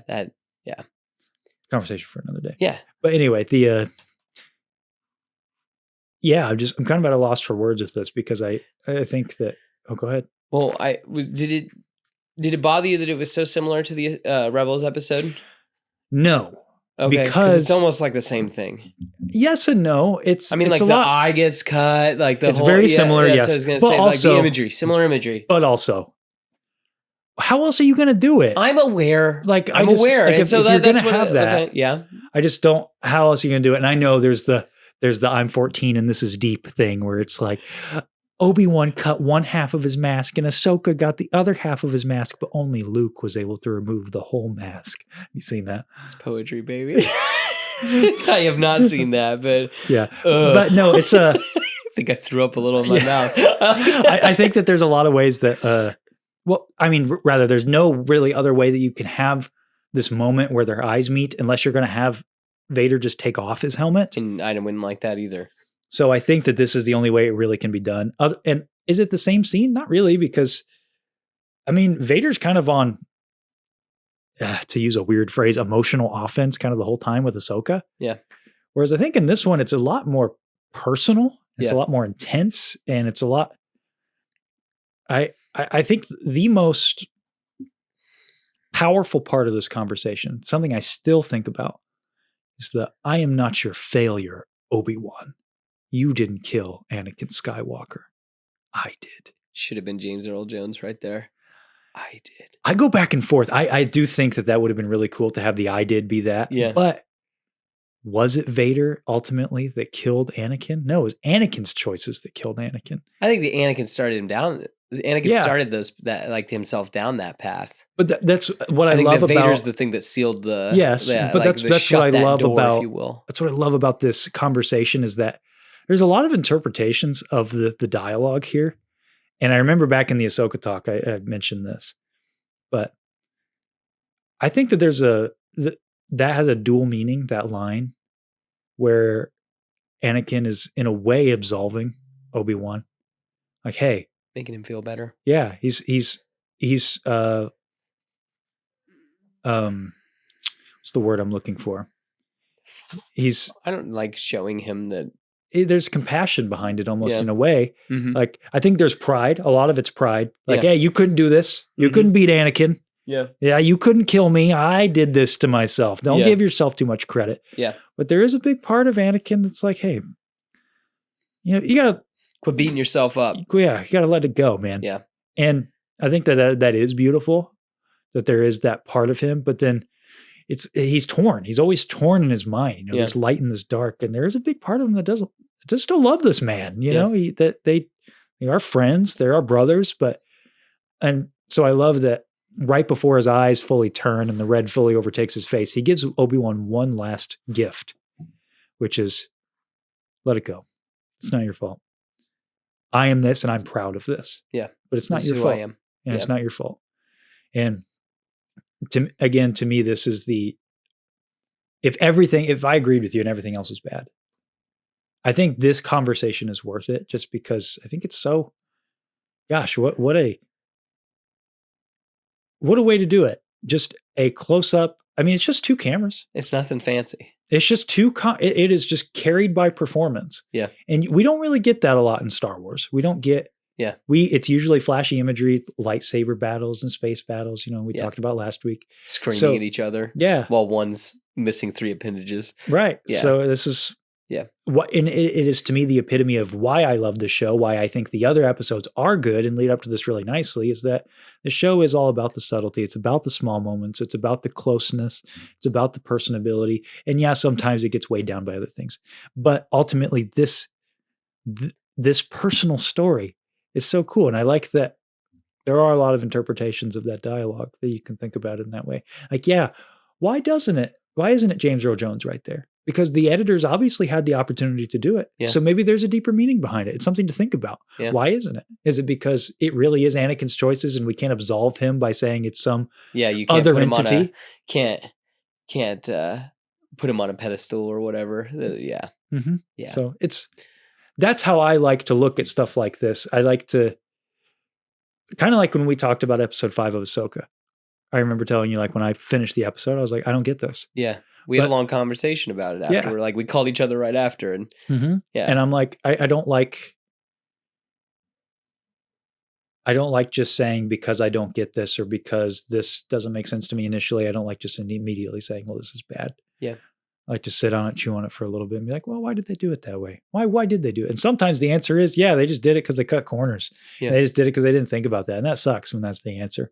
But other times I think there's some insight to be cleaned. So hit me. This is just my question then. $64,000 question. Okay. Do you feel like it was all worth it? Do you think that as opposed to just leaving it episode 3 and episode 4? So is this regardless if the show is good or not? Like the show, that's what I'm saying. Like the show as a whole. Does it take away from that conversation in episode 4? I don't think so. Okay. So I was just curious. What do you about. think? I don't know, man. I go back and that's my back and forth where I'm like, there's stuff I like about it. But then at the same time, there's stuff that I'm like, I do like that they just haven't seen each other in a very, very, very long time. And like, time has ravaged both of them. And they just don't have, I can appreciate that viewpoint. To me, I think the reason it still works is because it is still 10 years. And 10 years is still a long time. It is a long time. Now if this was like 2 years before, if it was 5 years before, something like that, now we're starting to get into the, I don't know. But I think because it's 10 years before, I think it gets the characters where they need to be. I think it gets Obi-Wan where he needs to be. And I think it gets Vader where he needs to be. Because after this, we see him in his castle. Yeah. Because he yells, the final point, I guess, but on this conversation, a lot of people don't like this, but Obi-Wan is just like, see ya, I guess. Goodbye, Darth. Yeah. Obi-Wan. And he leaves them. And that gets to, like I've said before, this show is all about flaws. And Vader's fatal flaw is his hubris. What's Obi-Wan's? Love. It's his compassion. Yeah. He cares about him. He can't do it. Yeah. He can't do it. Which I think actually makes for an interesting interpretation of his role with Luke Skywalker in the original trilogy and why he doesn't tell him about Darth Vader. Oh, it's like Harry Potter. He's turning him into a gun. Yeah, he's turning him into a weapon. He is. Which is... And that's totally true. Yeah. Yes. I mean, like that's the subtext of the cover. Ben, why didn't you tell me? Well, because we knew you wouldn't kill him if I did tell you. I think that's, you say, is it worth it? I think that makes that even more believable. Like, why did Ben lie? Why did Ben lie in the original trilogy? Because he knows he can't kill him. Yeah, it's because he knows how much he loved Anakin. Yeah. And he knows like his son is going to have so much compassion for him too. Yeah. It's like, Anakin's a lovable guy. I can't make this guy, I can't force him into the same situation that I was in. Yeah. So he's in a place where like, this guy needs to go. Yeah. But I can't do it.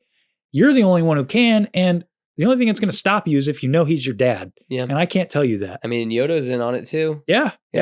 So I think that's in, but what ultimately is what saves them. It is the compassion. It's the love. Yes. So that's what makes Luke Skywalker different from everybody else. Exactly. It's what, I think that it makes it a beautiful full circle moment for Ben's character in the original trilogy. I think it enhances his character in that way because you can see his rationale for lying to Luke, or from a certain point of view, like, he doesn't quite lie, but he fibs.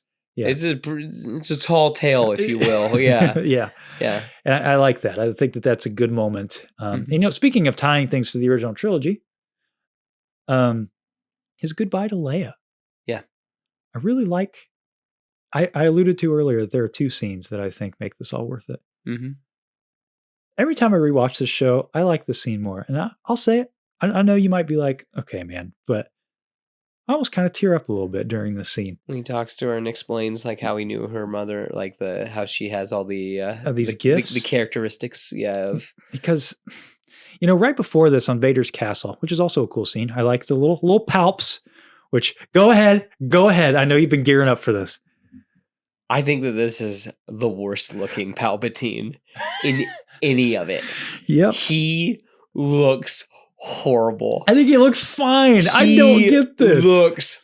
Go back and watch it. I did. It looks horrible. For context, we argued about this forever when the show came out. Yes, it looks horrible. I don't get it. I think he looks great. Horrible. I think he looks great. Great. I think he looks great. Just as good as episode 3. I mean, just as good as.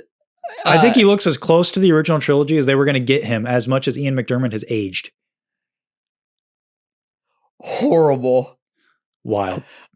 I don't care. Horrible. Okay. Absolutely horrible. Well, but I'm not going to take that away from the performance because I do love anytime I get him.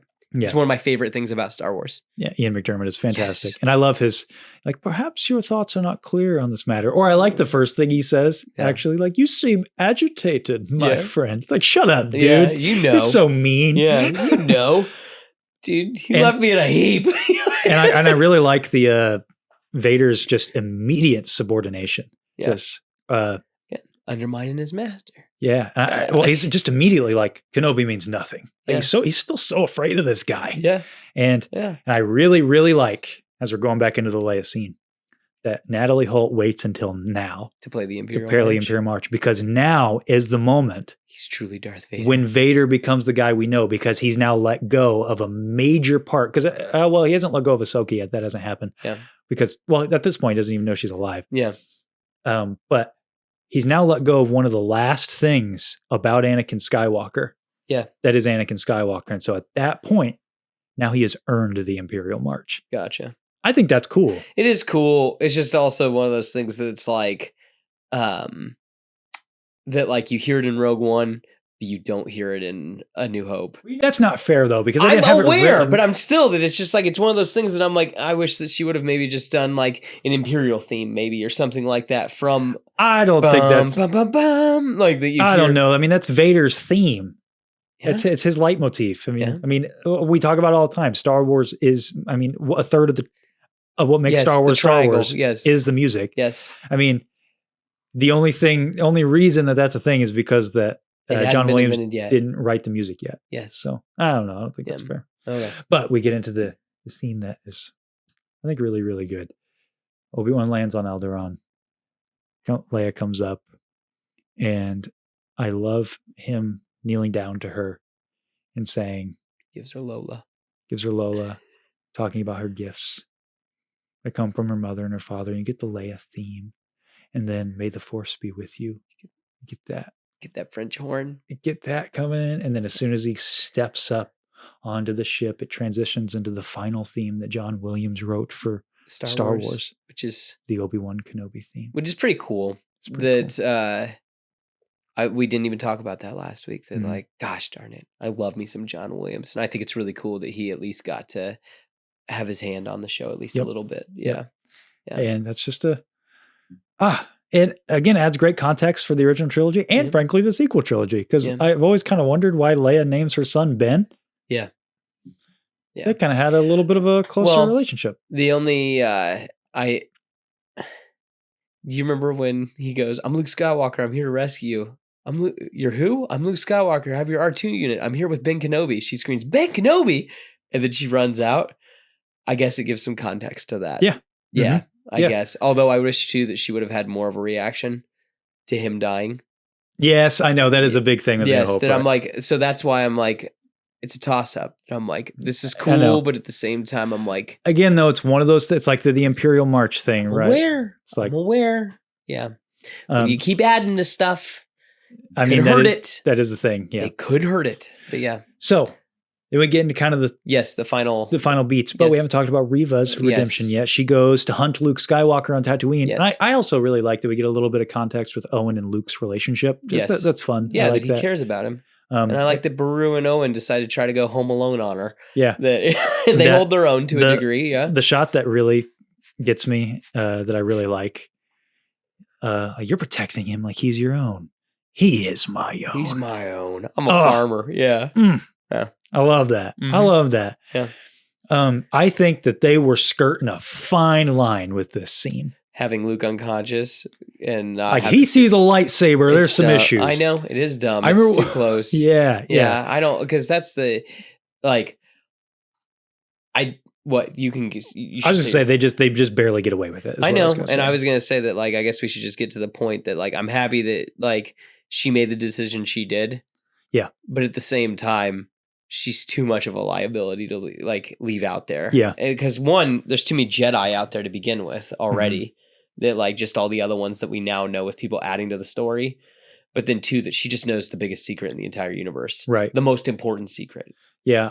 I think that, so I like that when she gets there, she's really struggling because of the stab wound. I think that's a nice detail. Yeah. But when she finally lets go of her hate, I think what would have been a nice moment, maybe She finally like just she lets just go lets of everything. go. Yeah. Maybe that's too much for a show like this. Yeah. Is to just have her die in the desert like that. Yeah. Just, remembering her friends. Yeah. Would have been a powerful emotional beat to end on. Yeah. But it might have overshadowed the stuff with Vader and Obi-Wan. Yeah. I do really like her performance there. Thinking like, have I become him? Yeah. I think that's really powerful. It's the things that show me like this character could have worked so much better. But she does silly things. She really falters in several episodes. But I think for the most part, I do like her in this episode. Yeah. I do like, yes, that she makes the right choice. Yeah. Because she's also blinded by the same rage. Yeah. She is Vader in this moment, but she's ultimately not. That's the whole thing, and I like makes that. the right choice. Yeah. But yes, I do agree with you. She is a giant liability, and it's like, it's insane what happens. And Yeah. so I kind of like to think, this is horrible to say, but I kind of like to think that she succumbs to her wounds afterwards. Yeah. Just because it's the only thing, it kind of makes sense, right? She lets go of her hate. That's the only thing keeping her alive. I mean, that's really what the dark side does. Is it keeps you on this plane of existence. So yeah. That's how we end my favorite character of the show, Reva Scavander. Yes. Again, she's highs and lows of this character. It's like, I think that she ends on some good notes in episode 5 and 6. Yeah. I'm glad that it ends there, but it's like a character like this could have been so much better. Again, at the end of the day, it was done so much better in Fallen Order. Yeah. With Trilla. And Trilla does die at the end of that. She does. She ends up getting killed. She tries to fight Vader and dies. Yep. Yeah. She doesn't even try to fight Vader. I thought she takes a swing at him. Nope. She doesn't even move. Oh, does he kill her before she even gets a chance? Yep. Avenge us. Yep. Gotcha. Sorry, I thought that she does try to at least make I'm wrong. I don't think so. I think she doesn't even turn toward him. Okay. All right. Like she knows what's coming. Yeah. But the final beat of the show, I love this. And it's been ruined by that meme. You know, the one where it's if the Obi-Wan show came out in 2007. Oh, with the Linkin Park song. I love that. I know. I love that. It just cracks me up. Hello there. Hello. What I've done. It's so good. You're not even going to talk about Qui-Gon though? I'm not there yet. Okay, all right. Wow, okay. Spoiled it a little bit. My bad. Goodness. He gives him the Skyhopper. It's great. Yeah, he gives him the Skyhopper. Hey, Ben, you want to meet him? And by the way, I love how much he lights up at that, but it's also so sad that he hasn't met him yet. I know. It is really strange to me. I think it makes sense. It's just whole, really sad. Well, again, it's that weird whole, I want to know what happened in those, in that 5 years that or the 10 years that we hadn't seen him. Because, he has to have been, he gave them to him. And then, they had to have, made plans and stuff like that. Owen was immediately like, yo, get away. Or maybe Obi-Wan is like, hey, for right now, maybe I need to. Maybe, yeah. I don't know. I wouldn't mind seeing either that in a book or a comic or an animated series or something like that. Again, I don't want everything filled in Star Wars, but I think there at least could be an interesting story there. Sure. Yeah. No, I agree. Yeah. I like seeing that. the perfect plan fall apart. Mm-hmm. Yeah. And I like Obi-Wan learning he needs to just be a boy. Yeah. The future will take care of itself. He knows trust hey, the Force. I need to hang out just in case. Yeah. But if I need to make a jaunt over to to another planet to Dayu to go hang out with the spice traders. So, maybe I could do that from time to time. Yeah. And come on. Hello there. You don't like it? It's fun. I guess it's fun. It's fun. You just hate fun. No, I don't. Come on. It's me. Fun. I love fun. But that's he says hello there to R2 technically, I guess. But it's a nice mirror. It's a fun rhyme. You don't think so? I guess. I will say it did feel a little bit like. Yes. A little cringy. Yeah. It did feel cringy. It just felt a little like, hey, you were waiting for it the whole time. Exactly. It's like seeing Mobius on a jet ski. You're waiting for it. Yeah, the you're whole waiting. time. Yeah. But then the last beat of Kenobi. Going off where? Going off where? Where is he, by the way? Where is he going? Yeah, where is he going? He's going up. He's going. Geez, there's a desert out there. It's the tip of my tongue. I know, it's right there. Yeah. Hold on. I have a card here. I think maybe that has it. Oh. Gosh, what is he's somewhere out on it's like the fine print. Beyond the Dune Sea is where he's going out. He's going out beyond the Dune He Sea. was going up. Maybe the answers are out there. That may be the dumbest bit we've ever done on the show. Jeez. So yeah, he goes off beyond the Dune Sea. Yeah. And who's he find out there? He finds Jedi Master Qui-Gon Jinn. And I love that. I really do. This is, again, this when I think about this episode, I think about it in threes. I think about the Obi-Wan and Vader conversation, saying goodbye to Leia, and this scene. And I love, I was beginning to think you'd never come. Then I was always here, Obi-Wan. You were just not ready to see. Come on, we have much to go. Or what does he say? We have There's much training, or we have much to learn, or something like that. we have a long way to go. There's a long way to go. We have a long way to go. Because he lives on the other side of the Dune Sea, I think. But we have a long way to go. Yeah. And it's in 3 lines, Qui-Gon. And I also love, he does took you long enough. That's the whole thing, is I'm like, it just seems like weird Uncle Qui-Gon. Yeah, that's cool, man. I love that. Okay. I love that I like that it finally completes, it is the final beat of Obi-Wan's arc. He's there, he's ready. He's ready to be the hero that he's going to be. And so, because we may never get it, what season 2 or the second movie in the trilogy was going to be was a spiritual journey with Qui-Gon, because Stuart Beatty said that what Obi-Wan now needs to learn after this arc, Obi-Wan's ready. I'm ready to get in the fight. But Qui-Gon teaches him no. You got to learn what's beyond or after the fight. Yes. Yeah. And he has to teach Obi-Wan, there will be a moment. Like you're talking about Harry Potter, right? There will be a moment where you will need to sacrifice yourself. Yeah, exactly. And and Obi-Wan doesn't get it. Mm-hmm. Again, this is in whatever screenplay was out there. And Obi-Wan doesn't understand that. He wants, now that he's back, he wants to be back. But Qui-Gon has to show him no, there are alternatives to fighting. Yeah. And that you need to be ready for this moment that will come. And so I'd watch that movie. I would too. Yeah.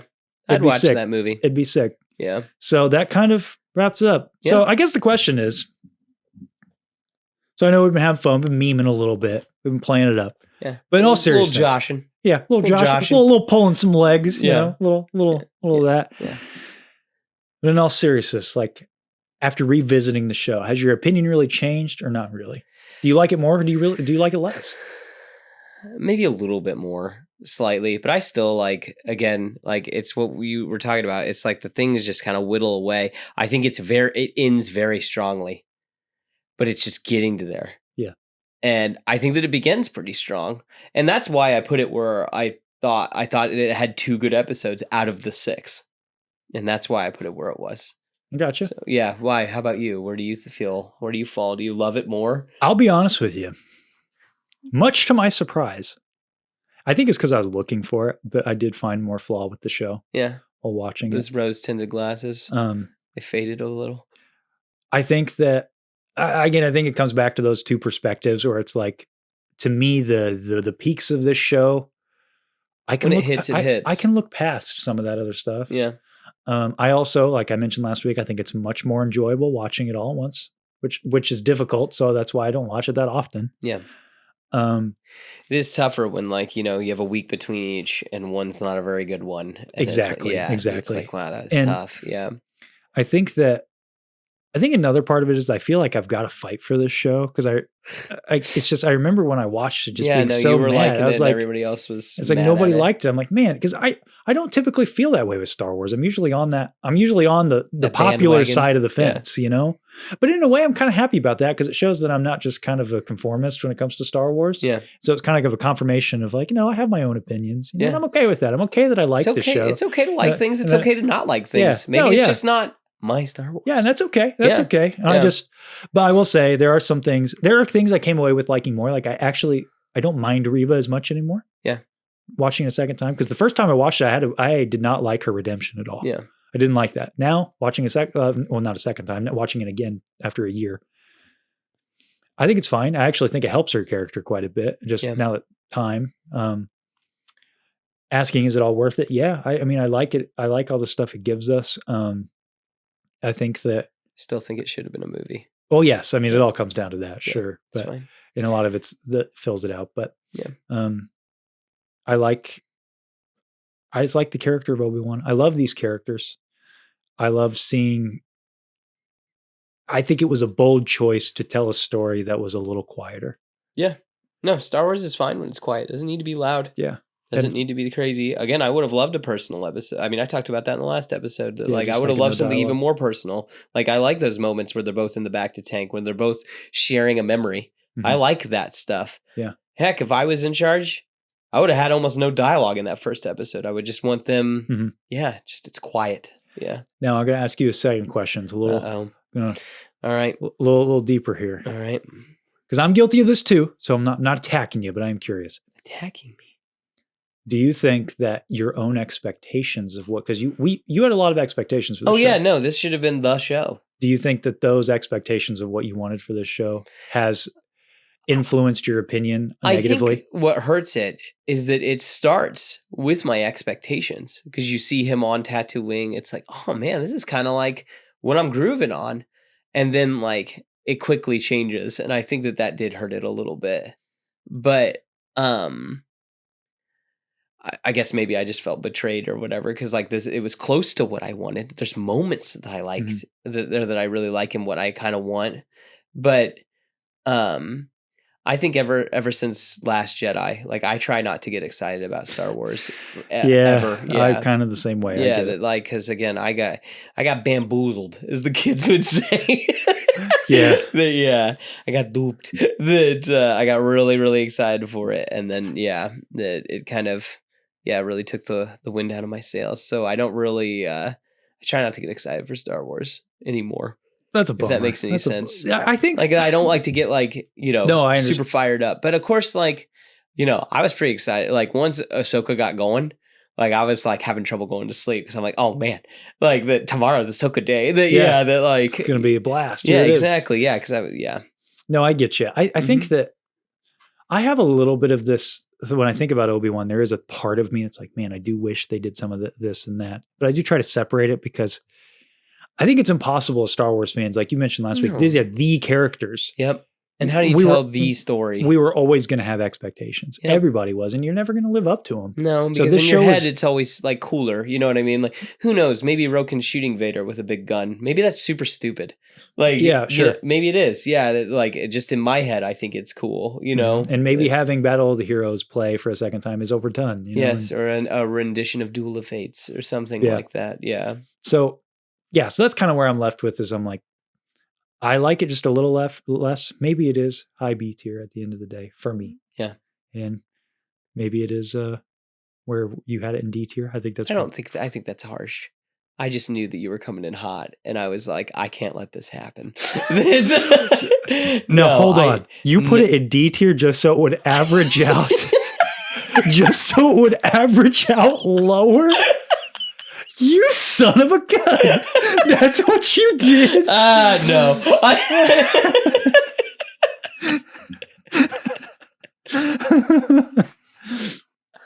Wow. No, I didn't do that. No, I. So where does it end for you now? What? Where does it kind of end up? It's probably in the C tier. C tier. Yeah, it's I probably probably- low C tier. I probably think put the it high D tier- B. I would think that. I think that the D tier is harsh. Yeah. because it doesn't belong down there with those other things. But because again, the valleys are low, but the peak is pretty high, and it ends on a pretty good note. But yeah, Well, I'm Yeah. glad that we've finally sussed this out, my friend.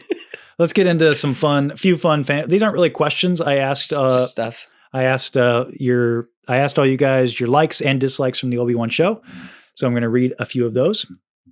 Rippic_Tan says, I'm taken out of the story with camera work, FX quality, volume usage, and the side characters. So I assume that's a dislike. And yeah, the only thing I'll kind of fight back on a little bit is I don't mind the camera work. I know a lot of people didn't like the shaky cam. Yeah, it I was think weird, it's- the choices, the times it was used. Because anytime it was like a personal moment, it got real shaky cam. It was just handheld. Yeah. I understand that is a very that is an indie director type thing, is like Yeah. you do that when you're trying to add some personability to something. Well, that and But it makes that's you not- feel like you're there. But I think the reason why there's such a disconnect is that's typically not used in Star Wars. That's Yeah. not a Star Wars No, DNA George thing. has got that safe camera that he's always using. Yeah, we're always talking about Star Wars DNA. When you stray from Star Wars DNA at all, you're always going to have people who are like, I can't put my finger on it, but I don't like Something it. feels off. Yeah. So I understand you. I understand you, Epic. Holly Ward says, I loved little Leia. Getting to see her embody all her parents was sweet yet moving, fun yet sad. I'm with you. Oh, we're Maybe I'm peeling back the armor. Maybe you're learning who the man is. Okay. Well, this guy. FGM 91. It's symbolism. That's what we're out. That's what we're all about here on the Dune Sea. Goodness. FGM 91 says my only dislike is that we didn't get enough young Luke, but I can live with that. He didn't really get much of a character. It was just more like he's a farm kid. Yeah. When Leia got played up a lot.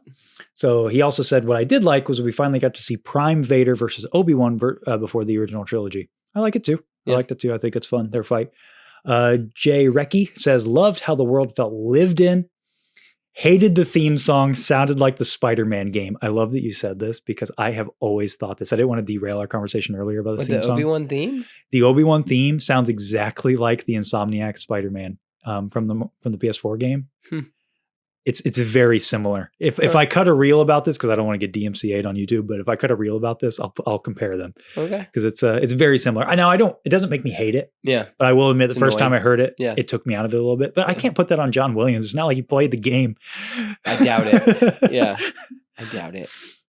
So Krista Bararis, I hope I said that right. Also, all the scenes with Anakin, Darth Vader, and Obi-Wan truly epic. All the emotions right there with you. Again, when it hits. Michael _ Kramer98. Even though Leia was necessary for the show, I wish we saw more Luke. Kind of I agree. I think Leia overstayed her welcome a little bit. It would have been cool if she got kind of wrapped up in that first half. Yeah, and then we're kind of focusing on Luke more on the last half. Yeah. Krista Bararis, also same person. For the first time, I connected the dots as to why Leia and Han Solo named their son Ben. Very cool. Very cool. Jeremy Bloor, I also loved watching Obi-Wan lift the rocks and hurl them toward Vader. It's cool stuff. Star Wars Sith 66. Awesome, dude. I loved the dialogue between Vader and Obi-Wan in the final duel. Brings a tear to my eye. Mine too. Again, we talked about it. Such a great scene. Omi _ Kavia didn't like how Luke got taken by the Inquisitor. Seems like it would create trauma / plot holes. I think they really skirted a line here. I think that he never technically sees Reva because he's always running and he thinks it's the Tuskens. But it is a thread. Yeah, I know. It's a thread. I know. I think that they just barely get away with it, but I still kind of don't like it. Farty run. I mean, ran to what, Beggar's Canyon? Is that what that is? I don't know. It just seems like that I don't know. You can see it in that background shot. I know that it's very, ran a long way. So Tom Chadburn 1501 says, I think the side characters are not bad characters. They just take away from the main characters. I think that's a good point. I think that the characters, that's what we want to see. You know what I mean? Yeah, right. Yeah. It takes away, you're ready for it. Yeah. It's like in a video game, when you're getting really invested in the story, then they're like, hey, fetch quest or something. Yes. It's hey, come on, I want to get back to what I'm interested in. He also said, I love how Kenobi and Vader's arcs are almost opposite in a way. Yeah, we mentioned that, how Obi-Wan learns to rise to get past. So does Vader, but he halves the coins. He goes deep. Rick Darklighter disliked the final fight between Anakin and Obi-Wan. Felt like it was done better in Rebels Season 2. Interested in your take. We kind of talked about this a little bit ago.